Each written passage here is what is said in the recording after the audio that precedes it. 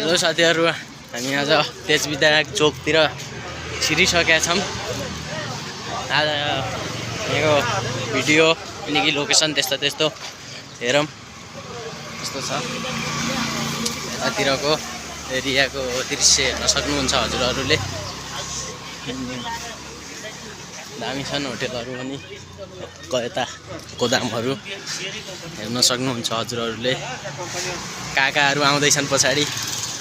ल काका युट्युब भ्रमण गर्नु होला। हो हाँस्दै हुनुहुन्छ यार, पत्याउनु भएन जस्तो छ तर पनि उहाँ नै हो।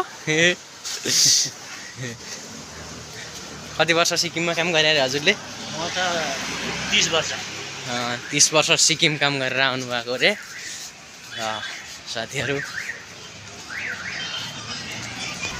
चुनावको माहौल त खासै छ देखिदैन, तर होलीको माहौल चाहिँ दामी चलिरहेछ है।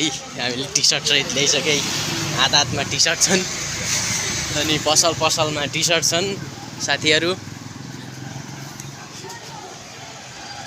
अक्कै मिठो तरिकाले हो के हामी त फेरि तारा जुन लागिरहेछ माथि, तल हामी लागिरहेछौँ।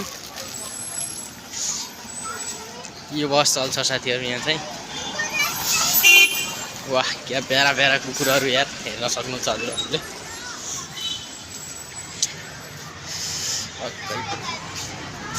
छ बाटा छ मिया हिँडिरहेको बाटोमा भनेदै हेर आउँदा अक्कै हिँडिरहेछन् मान्छेहरु पनि। यता सब्जी पसल हो कि के हो हेर्नुहोस् त, सब्जी त पाइन्छ है। यही हो साथीहरु तेजविनायक चोक भनेको चाहिँ।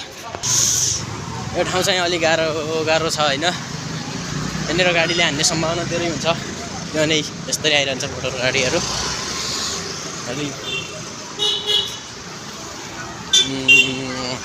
अलि जोखिम भन्नुपर्छ। ल साथीहरु यति भन्दै आज यति नै हेरौँ कि अलि माथिसम्म हेरौँ, भने भयो नि ठिकै छ।